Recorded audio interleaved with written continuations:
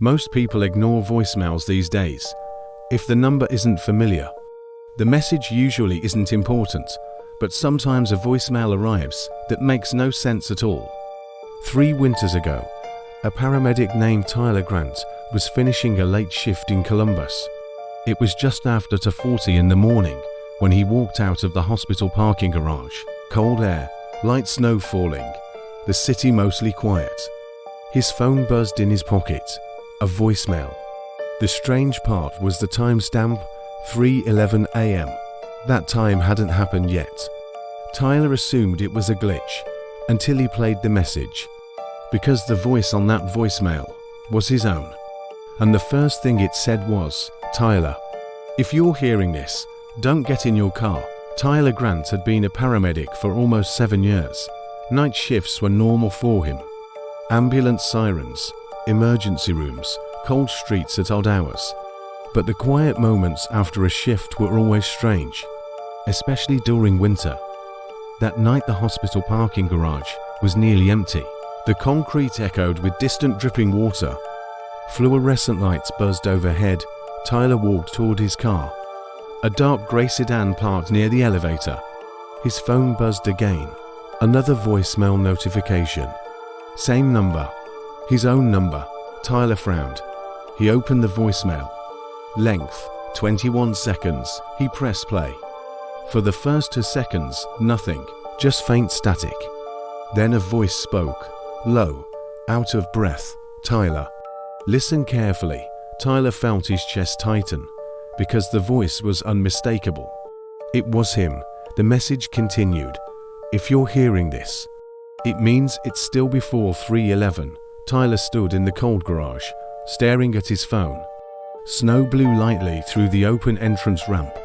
The voice continued, "You're about to get into the car." Tyler slowly turned toward his vehicle. The sedan sat alone under the fluorescent lights. Still, silent. The voice on the voicemail kept talking. "Don't do it." A pause. "Something's wrong tonight." Tyler swallowed. "What the hell?" The recording continued. "You won't notice it at first." Another breath. "You'll start driving home." Tyler glanced around the garage. Nothing moving. "You'll hear something in the back seat." Tyler froze. A distant wind moved through the structure.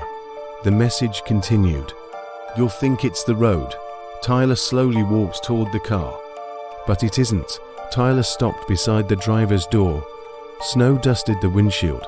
The voicemail reached its final seconds. "Tyler, listen."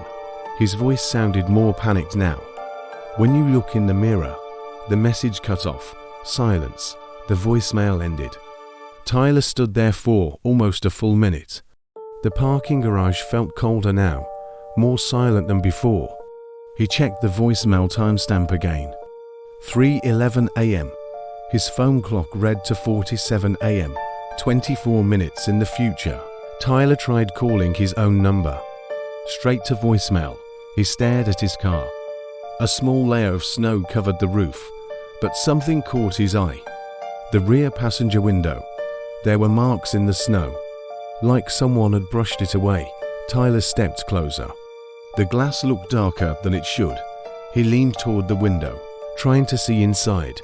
The back seat looked empty, but the reflection in the glass made him uneasy, because the reflection showed the parking garage behind him. Except something in the reflection was wrong. Someone was standing a few feet behind him. Tyler spun around. Nothing there, just empty concrete. The wind moved through the garage again. Tyler forced himself to laugh. Too many night shifts. He unlocked the car. The door beeped softly. Then he opened it. The car interior smelled faintly cold, like fabric that had sat in winter air. Tyler sat down in the driver's seat. The leather creaked softly. He closed the door. The sound echoed through the empty garage. His phone buzzed again. Another voicemail. Timestamp, 3:18 a.m. Tyler's hands went cold. 7 minutes further into the future. He pressed play slowly. This time the voice sounded worse. More frantic. "Tyler, you didn't listen." Tyler's breathing slowed. The voice continued. "You're driving now." Tyler looked down. The keys were still in his hand, The engine wasn't on. I tried to stop it, a shaky breath, but you already started the car. Tyler stared at the ignition, then slowly turned the key. The engine started. The voicemail kept playing. When you reached the exit ramp, don't look back. Tyler froze. What? The message continued. You're going to want to, a pause. But don't. The voice grew quieter. If you see it, it sees you. Tyler's heart pounded. What sees me? The voicemail ended. Tyler sat in the idling car. The garage exit ramp curved upward into the snowy street. He placed the phone on the passenger seat, then slowly started driving. The tires rolled across wet concrete, each sound echoing softly. The exit ramp grew closer, streetlights glowing faintly outside. Then something happened, a soft sound from the back seat. Tyler's hands tightened on the steering wheel. A faint shift, like weight moving against fabric. His mind replayed the voicemail. When you reach the exit ramp, don't look back.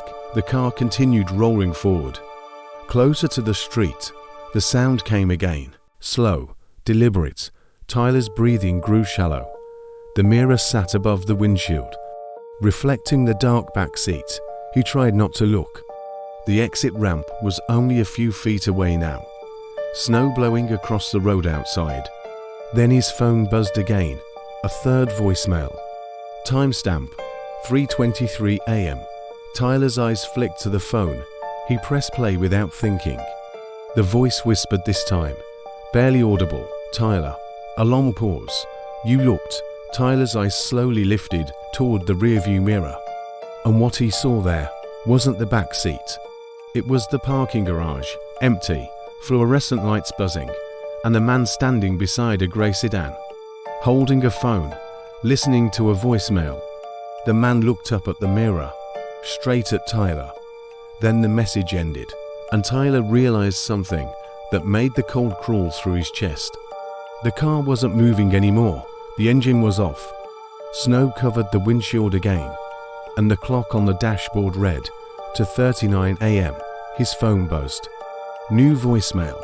Timestamp, 3:11 a.m.